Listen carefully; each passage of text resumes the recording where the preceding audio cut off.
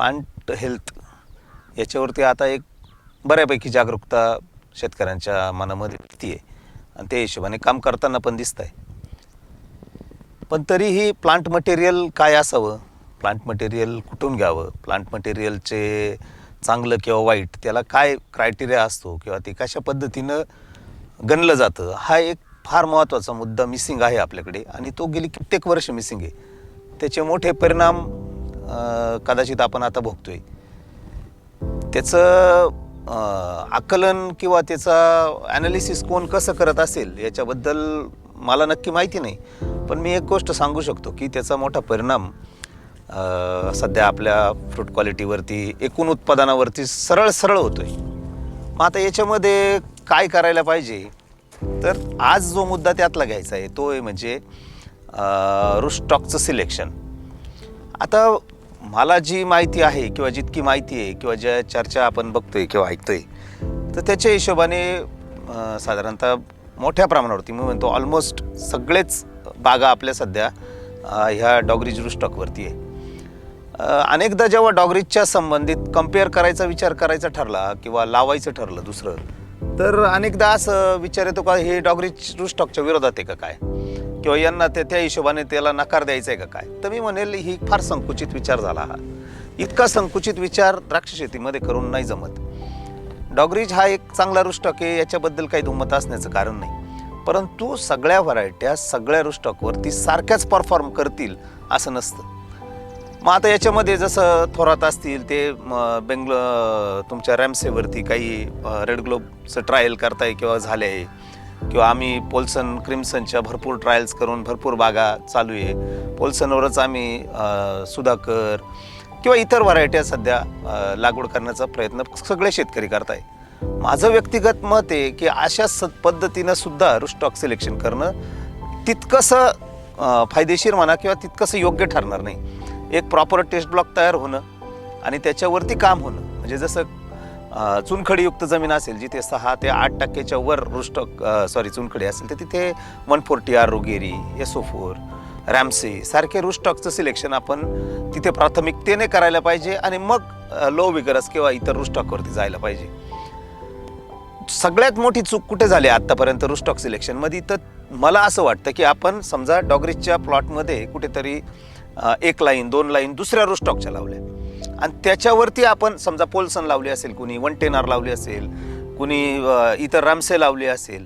ह्याच्यामध्ये झालं काय, आपण इरिगेशन फर्टिगेशन हे सगळं त्या बेंगलोर डॉगरीजच्या हिशोबाने किंवा डॉगरीजच्या हिशोबाने करत गेलो आणि त्याच्यात येणारे जे काही रिझल्ट्स होते, जे ॲनालिसिस आपण करायला पाहिजे होतं ते वास्तववादी ॲनालिसिस झालं नाही आणि त्याच्यातनं कुठेतरी बाबा पोल्सन हा खूप लोअर विगर आहे, त्याला वाढत नाही, 110R खूप लोअर विगरच आहे, तो वाढत नाही, अशी एक धारणा मनामध्ये तयार झाली. तर त्याचं मूळ कारण होतं की आपण ॲक्च्युली त्याचा प्रयोग जो आहे तो व्यवस्थित पद्धतीनं हँडल नाही करू शकलो.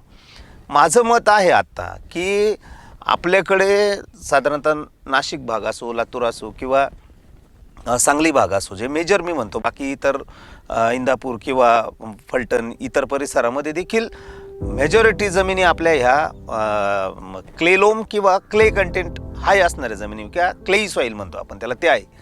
अशा सॉईलमध्ये आणि त्यातल्या त्यात जर पाऊस पडणार असेल तिथे 600-700 मिलीमीटर, तर आपल्याला मेजॉरिटी स्टेबिलिटीने ग्रो होणारं रूटस्टॉक असायला पाहिजे. खूप क्रेझिली ग्रो होणारं रूटस्टॉक नको. याचे ज्या काही प्रॅक्टिसेस आहे त्या सेट करताना थोडीशी तकलीफ होईल शेतकऱ्यांना, मी नाकारत नाही, परंतु जास्तीत जास्त स्टेबिलिटी देणारा रूटस्टॉक आपल्याला इथून पुढे निवडावा लागेल. रूटस्टॉकची भरमार आपल्याकडे आहे. सध्या आपल्याकडे एक 5-7 रूटस्टॉक हे आत्ता इथे आहे ज्याच्यावरती ट्रायल चालू आहे, पण येणाऱ्या 2 वर्षामध्ये बऱ्यापैकी ट्रायल्स पूर्ण होतील त्या आणि आपल्याला बघायला मिळेल की कोणत्या व्हरायटीवरती कोणता रूटस्टॉक कशा पद्धतीनं काम करू शकतो. आता मी काही अधिकारवाणीनं काही जर सांगायचं म्हटलं इथे, तर मला असं वाटतं की पोल्सन रूटस्टॉकवरती मेजॉरिटी सगळ्या व्हरायटीज ज्या आपण म्हणजे सुधाकर, थॉम्सन किंवा क्रिम्सन, जी मेजॉरिटी क्रिम्सन आहे किंवा फ्लेम आहे, ह्या खूप चांगल्या परफॉर्म करताय.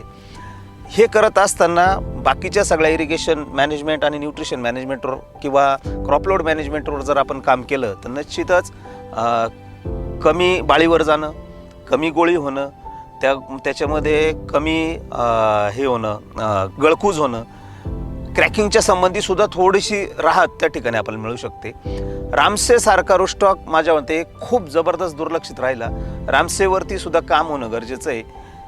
ज्या खास करून सलाईन सॉइलला असतील किंवा जिथे क्षारतेचं प्रमाण जास्त आहे, क्लोराइड्स खूप मोठ्या प्रमाणावरती आहे, किंवा हाई क्लेई सॉइल आहे जिथे 60% प्लस क्ले आहे, अशा जमिनीमध्ये सुद्धा रामसेच्या ट्रायल आपण करायला पाहिजे आणि इतर सगळ्या व्हरायटीजवरती करायला पाहिजे. हे सगळ्या शक्यता मी तुमच्यासमोर आत्ता या ठिकाणी बोलतोय.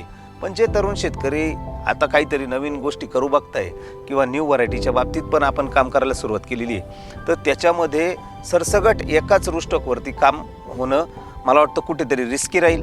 आणि ज्या नवीन व्हरायटी आहे त्या ऑलरेडी विगरस आहे, त्याच्यामुळे त्यांना मॉडरेटरी विगरस रुस्टॉक असलेला कधीही चांगला. एकदम हाय विगरस रुस्टॉक जर असेल तर कदाचित खूप जास्त चांगल्या परफॉर्म त्या करतील का नाही अशी माझ्या मनामध्ये शंका आहे. तर त्याच्यामुळे 140R जो आहे रुगेरी, याच्यावरती सुद्धा खास करून ज्या नदी काठच्या जमिनी आहे जिथे चुनखडी 16, 18 अगदी 29% चुनखडी, तिथे सुद्धा काम होणं गरजेचं आहे. आणि त्या रुस्टॉकच्या सुद्धा यावर्षी आपण ट्रायल करतोय आणि इतर सगळ्यांनी सुद्धा त्या ट्रायल आता सुरू करायला पाहिजे. तर मला वाटतं रुस्टॉक हा विषय एकदम असा संकुचित न ठेवता सगळ्यांनी त्याच्याकडे व्यापक दृष्टीनं बघितलं पाहिजे. ती खूप कामाची टूल आहे आणि पण तिचा त्याच पद्धतीनं विचार करून आपण वापर केला पाहिजे असं मला या ठिकाणी वाटतं. थँक्यू.